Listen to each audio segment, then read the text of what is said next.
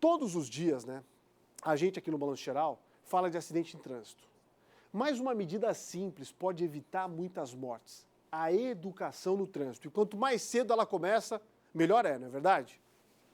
Se pararmos alguns minutos para observar o trânsito, logo encontramos motoristas desrespeitando as regras. E mais do que isso, sendo mal educados no trânsito.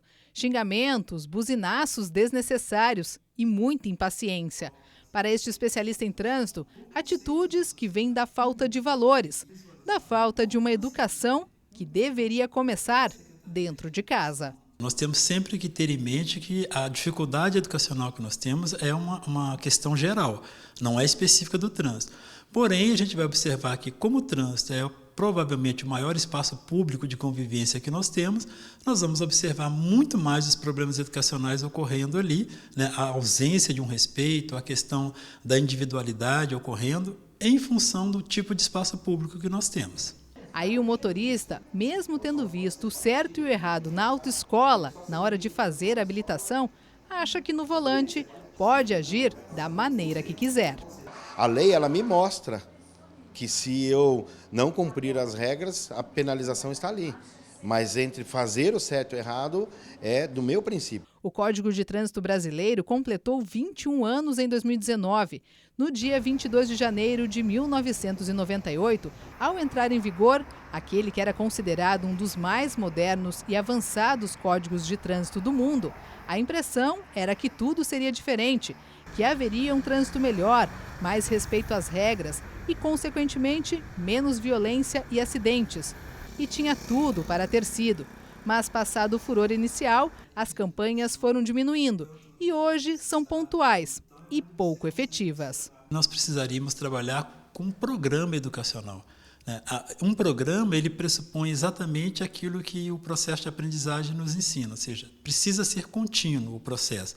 E um programa, então, permitiria eu ter um conjunto de ações, projetos, campanhas educativas que permeasse o ano inteiro, né, e que tivesse uma linha, que tivesse uma lógica de acontecimentos para produzir o efeito de uma mudança de conceito, uma mudança, uma concepção de filosofia do que é utilizar o espaço público. Para que tenhamos motoristas mais educados e conscientes do seu papel no trânsito, tudo deveria começar ainda na escola, na infância. E olha que leis e normativas para isso existem. Sem uma política que integre, que faça de fato com que secretarias de educação dos estados, municípios e a União, por meio do Ministério da Educação, coloquem em prática esse trabalho, não vai funcionar. Ou seja, não adianta ter normas escritas se na prática raramente ocorre. Marco Antônio lembra que a Resolução 265 do CONTRAN de 2007 determina que as escolas que trabalharem com um profissional habilitado à educação do trânsito no ensino fundamental e médio, o estudante, ao concluir os estudos, fica certificado pelo Departamento de Trânsito que concluiu as aulas teóricas e aí só precisa ir na autoescola para fazer as aulas práticas. Se isso de fato acontecesse, os jovens chegariam mais preparados para a primeira habilitação.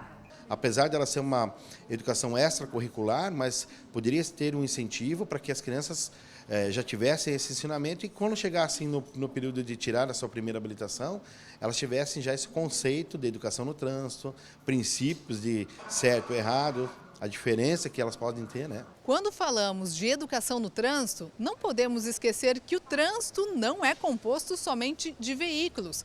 Pedestres, ciclistas, quem anda de patinete, de patins, de skate, todos fazem parte deste grande espaço público. Por isso a importância de cada um fazer a sua parte, respeitar as regras, para que o sistema funcione de forma eficiente. E assim teríamos não só um trânsito com motoristas mais educados, mas também uma redução de acidentes e cenas de desrespeito às regras, sendo exceções e não tão comuns nas ruas de todas as cidades. O número de acidentes que nós temos justamente são pelo quê? Falta de educação no trânsito, falta de respeito à sinalização. E aí a gente vê números aí que são absurdos, né? Por exemplo, 50 mil mortes no ano relacionadas a acidentes no trânsito e muitas delas relacionadas justamente à falta de educação no trânsito, a um conceito básico que é não respeitar a sinalização.